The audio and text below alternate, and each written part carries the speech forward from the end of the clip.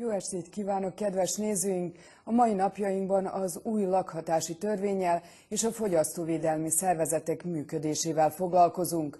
A műsor ideje alatt várjuk az önök kérdéseit is.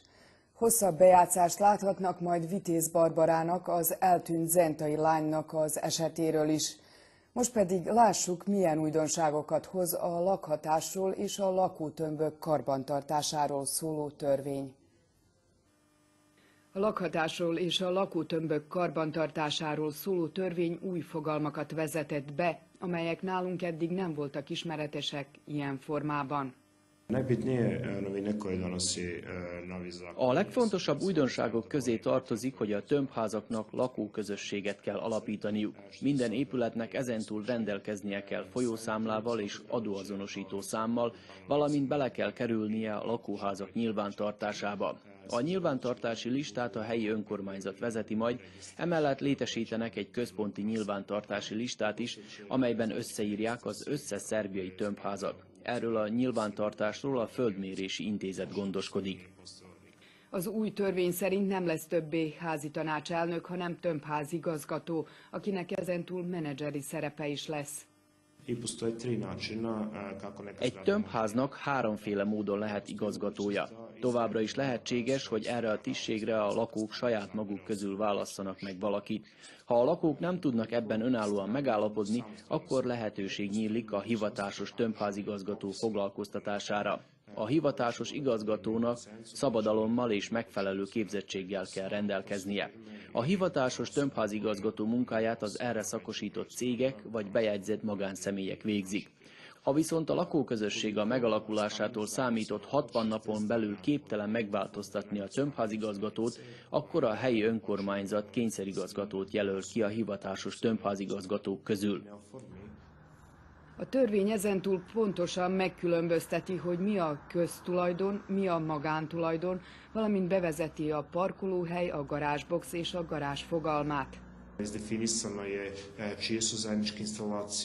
Pontosítva van az is, hogy kinek a tulajdonában van a víz- és áramellátási és fűtési rendszer. Meghatározták azt is, hogyan kell döntést hozni a lakógyűléseken, amelyeken jegyzőkönyvet kell vezetni. Ezentúl minden tömbházat Szerbia közérdeknek tekint. Ez azt jelenti, hogy a helyi önkormányzat olyan terveket készít, amelyek alapján rendeleteket vagy városi terveket terjeszt elő. A törvényhozó a jogszabály több részében nem határozta meg eléggé világosan, hogyan fognak a gyakorlatban érvényesülni az egyes rendeletek. A kényszer megfizettetés lehetőségéről szóló hír bombaként robbant a sajtóban. A lakhatási törvényben viszont sehol sem említik a bírósági végrehajtót. A lakóközösségek döntéshozatalának módját sem pontosították kellőképpen a lakhatási törvényben. A törvény egyes részeiben konkrétan előírja, hogy a döntéshozatalra a lakástulajdonosok kétharmadának a beleegyezése szükséges, a törvény más cikkeiben viszont az olvasható, hogy a döntéshez a tulajdonosok 51%-ának a beleegyezése szükséges. Viszont az nincs meghatározva, hogy szükséges-e a kvórum ahhoz, hogy a döntés jogerős legyen. Ez gondot okozhat a jövőben a bűnvádi feljelentésnél vagy a bírósági eljárásban, illetve a döntések elvetése kapcsán. Nagy port kavarta a közvéleményben az a törvénycikkely, amely a lakástulajdonosok és az albérlők személyi adatainak begyűjtésére vonatkozik.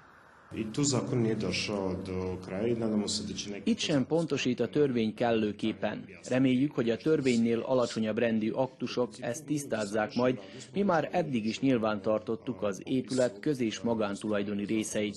Eddig is vezettük a lakástulajdonosok, illetve a lakók névlistáját. Viszont ezt eddig nem kellett kitűznünk az épületben.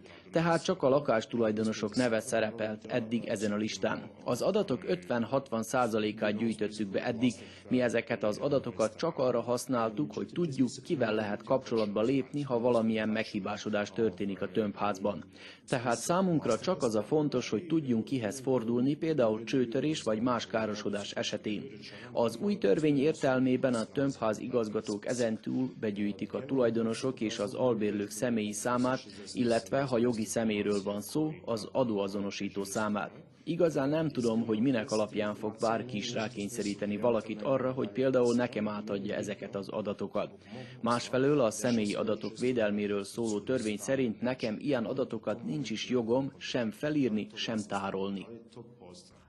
A lakhatásról és a lakótömbök karbantartásáról szóló törvény rendeleteinek meghozatalára 6 hónapos a határidő. A háztömbök nyilvántartási listájának befejezésére pedig 1 évet szabtak meg. A belgrádi városi menedzser szerint 18 hónapra lesz szükségük a törvény teljes körű alkalmazására. Hasonló választ kaptunk az újvidéki városi vezetőségtől is, annak ellenére, hogy Újvidéken sokkal több adattal rendelkeznek, mint Belgrádban.